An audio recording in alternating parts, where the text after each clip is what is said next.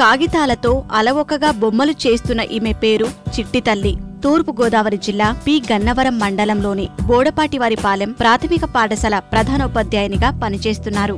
ఎవరూ ఆసక్తి చూపని ఓరిగామి కళలో అద్భుతమైన నైపుణ్యాన్ని సంపాదించుకున్నారు. ఏదైనా కాగితం ఆమె చేతిలో పడితే కళాఖండంగా రూపం సంతరించుకుంటుంది.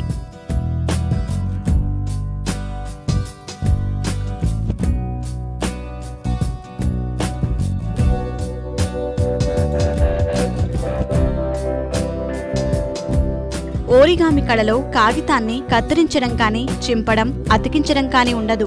చతురస్రం, దీర్ఘ చతురస్రాకారంలో ఉండే కాగితాలను తీసుకుని అలవోకగా కళాఖండాలను తయారు చేస్తున్నారు.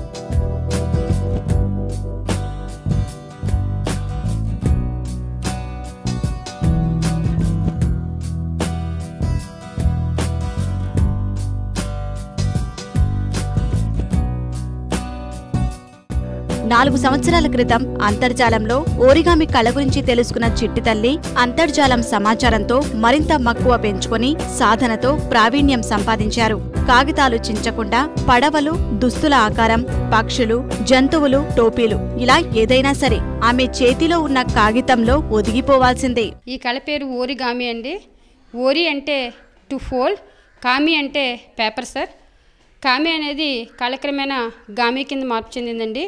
ఓరిగామి అంటే చతురస్రంగా ఉన్న పేపర్ని కానీ, దీర్ఘ చతురస్రంగా ఉన్న పేపర్ని కానీ ఎటువంటి అంటింపు కానీ, కత్తిరింపు కానీ లేకుండా కేవలం మనం ఫోల్డ్ చేసి ఈ విధమైన ఆకృతులను రప్పించడాన్ని ఓరిగామి అంటారు సార్.